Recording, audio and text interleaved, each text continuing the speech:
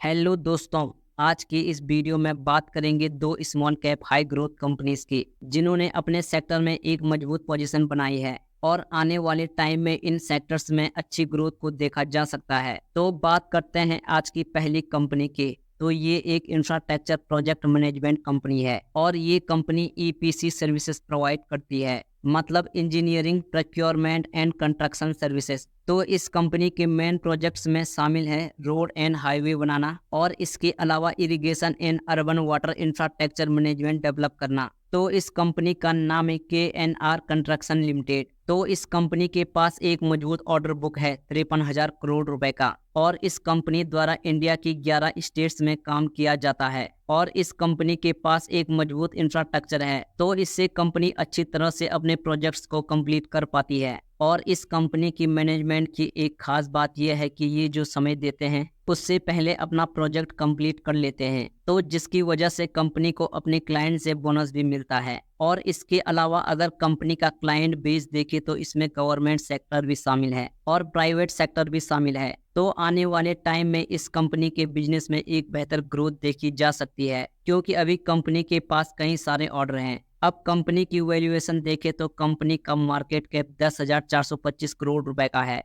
Stock का PE ratio 21.11 का, PB 3.23 का, बुक वैल्यू 114.70 रुपीस की और फेस वैल्यू 2 रुपीस की है और डेट टू इक्विटी रेशियो 0.30 का है। डेट 1 से जितना नीचे होगा इसको हम पॉजिटिव मान के चलेंगे। वही कंपनी का ROE 20.05% का और ROC 29.93% का है। सेल्स ग्रोथ 14.40% की और प्रॉफिट ग्रोथ 30.65% की है और 5 सालों में ये कंपनी 22% की CAGR से रिटर्न बना के दे चुका है। वही शेयर होल्डिंग पैटर्न देखे तो प्रमोटर्स के पास 51.09% स्टेक मौजूद है, FII के पास 7.13% और DII के पास 30.47% स्टेक मौजूद है। बाकी का 11.31% स्टेक पब्लिक के पास मौजूद है। तो शेयर होल्डिंग पैटर्न काफी स्ट्रॉन्ग दिख रहे हैं कंपनी के और कंपनी का स्टॉक प्राइस अभी 372 रुपए पे ट्रेड कर रहा है और इसने 5 सालों में अपने इन्वेस्टर्स को 163% की रिटर्न दे दिए हैं और स्टॉक ने हाई बनाया था 407 रुपए का और लो बनाया था 235 रुपए का। तो स्टॉक लगभग अपने हाई के पास ट्रेड कर रहा है। तो वैल्यूएशन के हिसाब से इस स्टॉक में करंट प्राइस पे बाइंग की जा सकती है और अगर इस स्टॉक में गिरावट आती है तो इसका जो सपोर्ट लेवल है वो 325 रुपए का है, वहां से एडिंग करते हुए चला जा सकता है।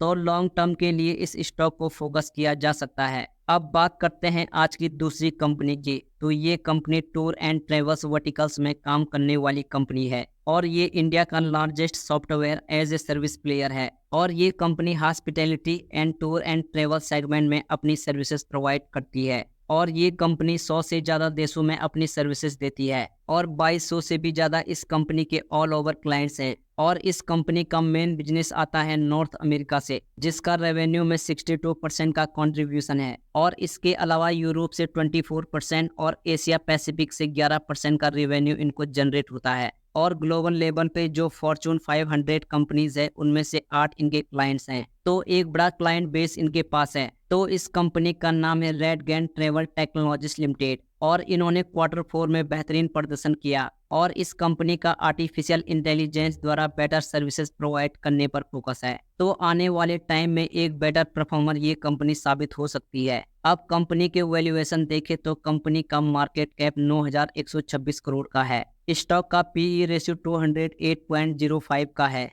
जो कि अभी ओवर वैल्यूड है। पीबी 7.07 का, बुक वैल्यू 109.53 रुपीस और फेस वैल्यू 1 रुपीस की है। कंपनी के ऊपर डेट 0 का है, यानी कि कंपनी टोटली डेट फ्री है, जो कि कंपनी के लिए काफी अच्छी बात है। कंपनी का ROE 0.90% का और ROC 1.59% का है। सेल्स ग्रोथ 55.72% की और प्रॉफिट ग्रोथ 216.96% की है। तो स्टॉक का अभी पी हाई बना हुआ है लेकिन कंपनी प्रॉफिटेबल है। वहीं कंपनी के शेयर होल्डिंग पैटर्न देखें तो प्रमोटर्स के पास 51.25% स्टेक मौजूद है, FII के पास 10.49% और DII के पास 17.31% स्टेक मौजूद है। बाकी का 20.95% स्टेक पब्लिक के पास मौजूद है। तो शेयर होल्डिंग पैटर्न काफी स्ट्रॉन्ग दिख रहे हैं कंपनी के और स्टॉक का करंट प्राइस 776 रुपए पे ट्रेड कर रहा है और दिसंबर 2021 में लिस्टिंग से लेकर अब तक कंपनी ने 128% के रिटर्न दे दिए हैं अपने इन्वेस्टर्स को। और स्टॉक ने अपना हाई बनाया था 921 रुपए का और लो बनाया था 392 रुपए का। तो स्टॉक अभी अपने हाई से 20% की गिरावट पर अवेलेबल है।